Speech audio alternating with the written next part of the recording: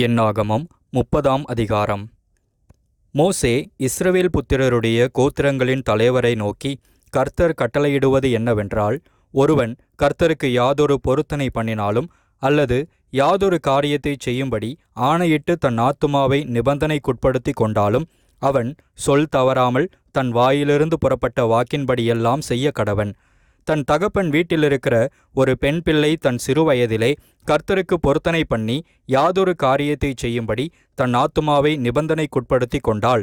அவள் செய்த பொருத்தனையையும் அவள் பண்ணிக்கொண்ட நிபந்தனையையும் அவளுடைய தகப்பன் கேட்டும் அவளுக்கு ஒன்றும் சொல்லாதிருப்பானானால், அவள் செய்த எல்லா பொருத்தனைகளும் அவள் தன் ஆத்துமாவை நிபந்தனைக்குட்படுத்தி கொண்ட நிபந்தனையும் நிறைவேற வேண்டும். அவள் செய்த பொருத்தனைகளையும் அவள் செய்யும்படி தன் ஆத்துமாவை நிபந்தனைக்குட்படுத்தின நிபந்தனையையும் அவளுடைய தகப்பன் கேட்கிற நாளில் அவன் வேண்டாம் என்று தடுத்தாள், அது நிறைவேற வேண்டியதில்லை. அவளுடைய தகப்பன் வேண்டாம் என்று தடுத்தபடியால் கர்த்தர் அதை அவளுக்கு மன்னிப்பார். அவள் பொருத்தனை பண்ணும் போதும் தன் உதடுகளை திறந்து தன் ஆத்துமாவை நிபந்தனைக்குட்படுத்தி கொள்ளும் போதும் அவளுக்கு புருஷன் இருந்தால், அப்பொழுது அவளுடைய புருஷன் அதை கேட்டிருந்தும் அதை கேள்விப்படுகிற நாளில் அவளுக்கு ஒன்றும் சொல்லாதிருந்தால், அவளுடைய பொருத்தனைகளும் அவள் தன் ஆத்துமாவை நிபந்தனைக்குட்படுத்தின நிபந்தனையும் நிறைவேற வேண்டும். அவளுடைய புருஷன் அதை கேட்கிற நாளில் அவன் வேண்டாம் என்று தடுத்து அவள் செய்த பொருத்தனையும் அவள் தன் ஆத்துமாவை நிபந்தனைக்குட்படுத்தி கொண்ட நிபந்தனையும் செல்லாதபடி செய்தானேயானால், அப்பொழுது கர்த்தர் அதை அவளுக்கு மன்னிப்பார். ஒரு விதவையாவது தள்ளப்பட்டு போன ஒரு ஸ்திரீயாவது தன் ஆத்துமாவை எந்த நிபந்தனைக்குட்படுத்தி கொள்ளுகிறாளோ அந்த நிபந்தனை நிறைவேற வேண்டும். அவள் தன் புருஷனுடைய வீட்டில் யாதொரு பொருத்தனை பண்ணினாலும் அல்லது யாதொரு காரியத்தைச் செய்யும்படி ஆணையிட்டு தன் ஆத்துமாவை நிபந்தனைக்குட்படுத்தி கொண்டாலும், அவளுடைய புருஷன் அதை கேட்டும் அவளுக்கு அதை வேண்டாமென்று தடுக்காமல் மௌனமாயிருந்தால், அவள் செய்த எல்லா பொருத்தனைகளும் அவள் தன் ஆத்துமாவை நிபந்தனைக்குட்படுத்தின எல்லா நிபந்தனைகளும் நிறைவேற வேண்டும். அவளுடைய புருஷன் அவைகளை கேட்ட நாளில் அவைகளை செல்லாதபடி பண்ணினாள், அப்பொழுது அவள் செய்த பொருத்தனைகளும் அவள் தன் ஆத்துமாவை உட்படுத்தின நிபந்தனையை குறித்து அவள் வாயிலிருந்து புறப்பட்டதொன்றும் நிறைவேற வேண்டியதில்லை. அவளுடைய புருஷன் அவைகளை செல்லாதபடி பண்ணினதினாலே கர்த்தர் அதை அவளுக்கு மன்னிப்பார். எந்த பொருத்தனையையும் ஆத்துமாவை தாழ்மைப்படுத்தும்படி செய்யப்பட்ட எந்த ஆணையையும் அவளுடைய புருஷன் ஸ்திரப்படுத்தவும் கூடும், செல்லாதபடி பண்ணவும் கூடும். அவளுடைய புருஷன் ஒரு நாளும் அவளுக்கு ஒன்றும் சொல்லாதிருந்தானாகில் அவன் அவளுடைய எல்லா பொருத்தனைகளையும் அவள் பேரிலிருக்கிற அவளுடைய எல்லா நிபந்தனைகளையும் ஸ்திரப்படுத்துகிறான். அவன் அதை கேட்ட நாளிலே அவளுக்கு ஒன்றும் சொல்லாமற் போனதினால் அவைகளை ஸ்திரப்படுத்துகிறான். அவன் அவைகளை கேட்ட பின்பு செல்லாதபடி பண்ணினால் அவளுடைய அக்கிரமத்தை அவன் சுமப்பான் என்றார். புருஷனையும் ஸ்திரீயையும் தகப்பனையும் தகப்பனுடைய வீட்டில் சிறுவயதில் இருக்கிற அவன் குமாரத்தியையும் குறித்து கர்த்தர் மோசேக்கு விதித்த கட்டளைகள் இவைகளே. என்னாகமம் 31ஆம் அதிகாரம். கர்த்தர் மோசேயை நோக்கி, இஸ்ரவேல் புத்திரர் நிமித்தம் மீதியானியரிடத்தில் பழிவாங்குவாயாக, அதன் பின்பு உன் ஜனத்தாரிடத்தில் சேர்க்கப்படுவாய் என்றார். அப்பொழுது மோசே ஜனங்களை நோக்கி, கர்த்தர் நிமித்தம் மீதியானியரிடத்தில் பழிவாங்கும் பொருட்டு உங்களில் அவர்கள் மேல் யுத்தத்திற்கு போகத்தக்கதாக மனிதரை பிரித்திடுங்கள். இஸ்ரவேலுடைய எல்லா கோத்திரங்களிலும் ஒவ்வொரு கோத்திரத்தில் 1000 பேரை யுத்தத்திற்கு அனுப்ப வேண்டும் என்றான். அப்படியே இஸ்ரவேலராகிய அநேகம் ஆயிரங்களில் ஒவ்வொரு கோத்திரத்தில் 1000 பேராக 12000 பேர் யுத்த சன்னத்தராய் நிறுத்தப்பட்டார்கள். மோசே அவர்களையும் ஆசாரியனாகிய எலெயாசாரின் குமாரன் பினெகாசையும் யுத்தத்திற்கு அனுப்புகையில் அவன் கையிலே பரிசுத்த தட்டுமுட்டுகளையும் தொனிக்கும் பூரிகைகளையும் கொடுத்து அனுப்பினான். கர்த்தர் மோசேக்கு கட்டளையிட்டபடியே அவர்கள் மீதியானியருடன் யுத்தம் பண்ணி புருஷர்கள் யாவரையும் கொன்று போட்டார்கள்.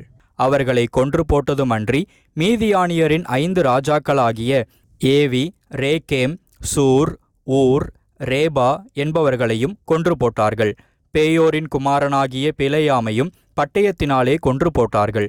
அன்றியும் இஸ்ரவேல் புத்திரர் மீதியானியரின் ஸ்திரீகளையும் குழந்தைகளையும் சிறைப்பிடித்து அவர்களுடைய மிருக ஜீவன்களாகிய ஆடு மாடுகள் யாவையும் மற்ற ஆஸ்திகள் யாவையும் கொள்ளையிட்டு அவர்கள் குடியிருந்த ஊர்கள் கோட்டைகள் யாவையும் அக்கினியால் சுட்டெரித்து தாங்கள் கொள்ளையிட்ட பொருளையும் தாங்கள் பிடித்த நரஜீவன் மிருகஜீவன் அனைத்தையும் சேர்த்து சிறைபிடிக்கப்பட்ட மனிதரையும் மிருகங்களையும் கொள்ளையிட்ட பொருள்களையும் எரிகோவின் அருகேயுள்ள யோர்தானுக்கு இக்கரையில் மோவாபின் சமனான வெளிகளிலுள்ள பாளையத்திலிருந்த மோசேயினிடத்துக்கும் ஆசாரியனாகிய எலெயாசாரினிடத்துக்கும் இஸ்ரவேல் புத்திரராகிய சபையாரிடத்துக்கும் கொண்டு வந்தார்கள். மோசேயும் ஆசாரியனாகிய எலெயாசாரும் சபையின் பிரபுக்கள் எல்லாரும் அவர்களை சந்திக்க பாளையத்திற்கு வெளியே புறப்பட்டு போனார்கள். அப்பொழுது மோசே யுத்தத்திலிருந்து வந்த 1000 பேருக்கு தலைவரும் 100 பேருக்கு தலைவருமாகிய சேனாபதிகள் மேல் கோபம் கொண்டு அவர்களை நோக்கி, ஸ்திரீகள் எல்லாரையும் உயிரோடே விட்டுவிட்டீர்களா? பேயோரின் சங்கதியிலே பிலேயாமின் ஆலோசனையினால் இஸ்ரவேல் புத்திரர் கர்த்தருக்கு விரோதமாய் துரோகம் பண்ண காரணமாயிருந்தவர்கள் இவர்கள்தானே. அதனால் கர்த்தரின் சபையிலே வாதையும் நேரிட்டதே.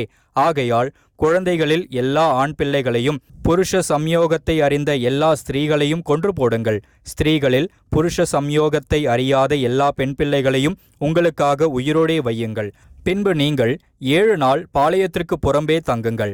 நரஜீவனை கொன்றவர்களும் வெட்டுண்டவர்களை தொட்டவர்களும் ஆகிய நீங்கள் யாவரும் 3ஆம் நாளிலும் 7ஆம் நாளிலும் உங்களையும் உங்களால் சிறைப்பிடிக்கப்பட்டவர்களையும் சுத்திகரித்து அந்தபடியே எல்லா வஸ்திரத்தையும் தோளால் செய்த கருவிகளையும் வெள்ளாட்டு மயிரினால் நெய்தவைகளையும் மரச்சாமான்களையும் சுத்திகரிக்க கடவீர்கள் என்றான். ஆசாரியனாகிய எலெயாசாரும் யுத்தத்திற்கு போய் வந்த படை வீரரை நோக்கி, கர்த்தர் மோசேக்கு கட்டளையிட்ட விதி பிரமாணம் என்னவென்றால், அக்கினிக்கு நிற்கத்தக்கவைகளாகிய பொன், வெள்ளி, வெண்கலம், இரும்பு, தகரம், ஈயம் ஆகிய இவைகளெல்லாம் சுத்தமாகும்படிக்கு அவைகளை அக்கினியிலே போட்டெடுக்க கடவீர்கள்.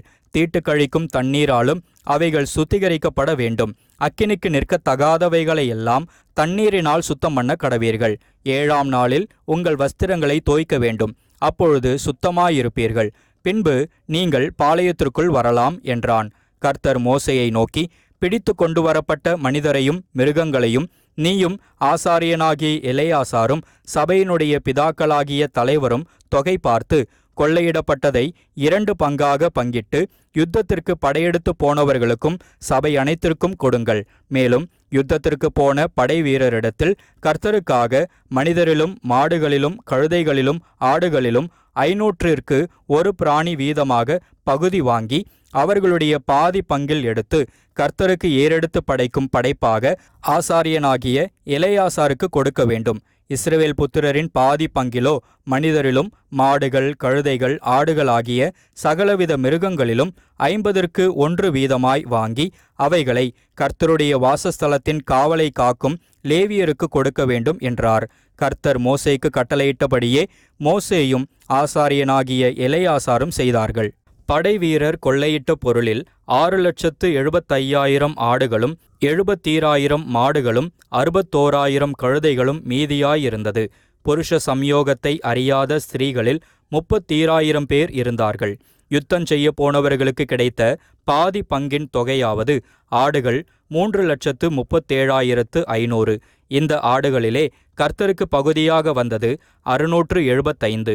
மாடுகள் 36,000. அவைகளில் கர்த்தருக்கு பகுதியாக வந்தது 72. கழுதைகள் 30,500. அவைகளில் கர்த்தருக்கு பகுதியாக வந்தது 61. நரஜீவன்கள் 16,000 பேர். அவர்களில் கர்த்தருக்கு பகுதியாக வந்தவர்கள் 32 பேர்.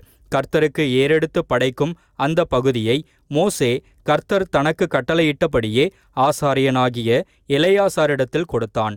யுத்தம் பண்ணின பேர்களுக்கும் இஸ்ரவேல் புத்திரருக்கும் மோசே பாதி பாதியாக பங்கிட்டதின்படியே சபையாருக்கு வந்த பாதி பங்காவது ஆடுகளில் 3,37,500, மாடுகளில் 36,000, கழுதைகளில் 30,500, நரஜீவன்களில் 16,000 பேருமே. இஸ்ரவேல் புத்திரரின் பாதி பங்குக்கு வந்த இந்த நரஜீவன்களிலும் மிருகங்களிலும் மோசே 50க்கு 1 வீதமாக எடுத்து அவைகளை கர்த்தர் தனக்கு கட்டளையிட்டபடியே கர்த்தருடைய வாசஸ்தலத்தின் காவலை காக்கிற லேவியருக்கு கொடுத்தான். பின்பு 1000 பேருக்கு தலைவரும் 100 பேருக்கு தலைவருமான சேனாபதிகள் மோசேயினிடத்தில் வந்து, உமது ஊழியக்காரராகிய நாங்கள் எங்கள் கையின் கீழிருக்கிற யுத்த மனிதரை தொகை பார்த்தோம். அவர்களுக்குள்ளே ஒரு ஆளும் குறையவில்லை. ஆகையால் கர்த்தருடைய சந்நிதியில் எங்கள் ஆத்துமாக்களுக்காக பாவ நிவிர்த்தி செய்யும் பொருட்டு எங்களுக்கு கிடைத்த பொற்பணிகளாகிய பாதசரங்களையும் அஸ்தகடகங்களையும் மோதிரங்களையும் காதணிகளையும் காப்புகளையும் கர்த்தருக்கு காணிக்கையாக கொண்டு வந்தோம் என்றார்கள். அப்பொழுது மோசேயும் ஆசாரியனாகிய எலெயாசாரும் சகலவித வேலைப்பாடான பணிதிகளான அந்த பொன் ஆபரணங்களை அவர்களிடத்தில் வாங்கினார்கள். இப்படி 1000 பேருக்கு தலைவரானவர்களாலும் 100 பேருக்கு தலைவரானவர்களாலும் கர்த்தருக்கு ஏறெடுத்து படைக்கும் காணிக்கையாக செலுத்தப்பட்ட பொன் முழுவதும் 16,750 சேக்கல் நிறையாயிருந்தது. யுத்தத்திற்கு போன மனிதர் ஒவ்வொருவரும் தங்களுக்காக கொள்ளையிட்டிருந்தார்கள். அந்த பொன்னை மோசேயும் ஆசாரியனாகிய எலெயாசாரும் 1000 பேருக்கு தலைவரானவர்களின் கையிலும் 100 பேருக்கு தலைவரானவர்களின் கையிலும் வாங்கி இஸ்ரவேல் புத்திரருக்கு ஞாபக குறியாக ஆசரிப்பு கூடாரத்திலே கர்த்தருடைய சந்நிதியில் கொண்டு வந்து வைத்தார்கள்.